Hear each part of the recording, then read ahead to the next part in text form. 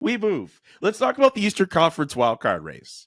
Remember that time we were talking about it? It seemed as if nobody wanted that second playoff spot in the wild card. I'm still not sure anybody does. I mean, they want it. But, it's not as... There's a lot of teams that have been losing. But right now, on April 9th, we're recording this in the morning, and hopefully this will be out before games start. But the Detroit Red Wings and the Pittsburgh Penguins, 84 points. The Capitals, the Flyers at 83 points. It's a dead heat between all of those teams for that second and final wild card spot. We should mention the Islanders, too, who are at 85. They're third in the Metropolitan Division. But if there's some leapfrogging going on, the Islanders will end up right in that pit. What do you think of how the race for that wild card spot has been going? This is the best argument to go back to 1-8 conference playoffs I've ever seen. It's actually, think about it. Whoever finishes in that third slot in the Metro is going to face the second best team in the Metro, which will likely be Carolina, it looks like. Mm-hmm. So Carolina is going to get a much easier matchup than the 2-3 in the other division. Florida and Toronto likely are the 2-3 in the Atlantic. We got to go back to the 1-8. The other part about this is if you look at these standings, you're a casual fan. Do you even know how to read them? Do you know who is playing whom in the first round? Who's on pace? 1-8 was so simple. You just line the conference up.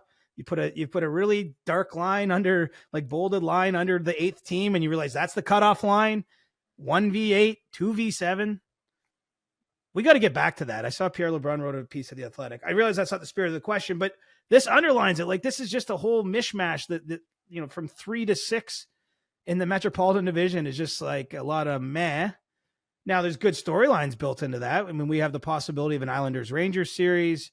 We have the possibility of Sidney Crosby getting back to the playoffs, of Ovechkin. It doesn't mean that this is going to produce poor outcomes. And, at least Pittsburgh, to their credit, have, gone 6-0-3 in their last 9 games. Crosby's been the leading goal scorer, or point getter rather, through that time period.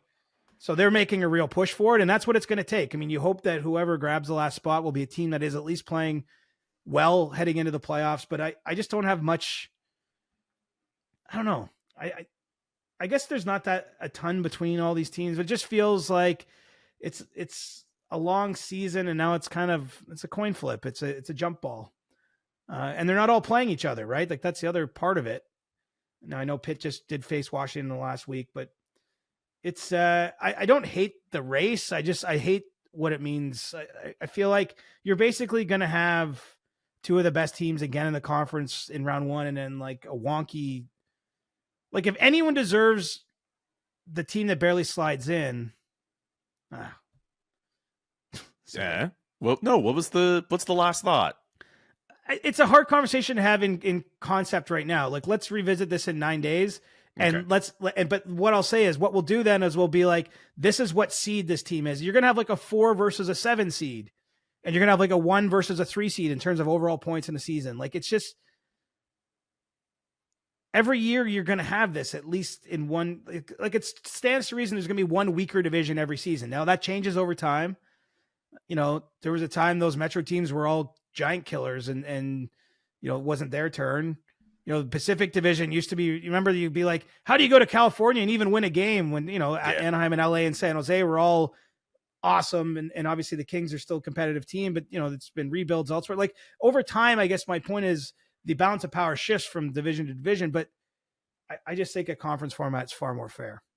Yeah. I'm all for 1 through 8. But Gary Bettman seems to think the format's fine. And the idea that we're even questioning it, why fix what isn't broke? That's at least the thinking from the NHL, as we've heard. But 1v8 would be awesome just the same. Absolutely would be. Let's do the exercise. I'm going to call up NHL.com on my phone. Let's do it. We'll just pretend the NHL season has just ended and we're sitting here and we're going to sort by conference. So right now, I'll go by points percentage even. I'm going to get little. So right now, I have the standings in front of me too. Right now, you'd still have New York, Detroit. Yes. You'd have Boston Islanders, Carolina, Tampa, Florida, Toronto. Those are still pretty good. Those are great matchups. You get an original 6 with New York, Detroit. Go ahead. it's at least fair, right? Because Carolina is going to be what we would call the 3 seed in the conference, and they're going to get like the 7th seeded team.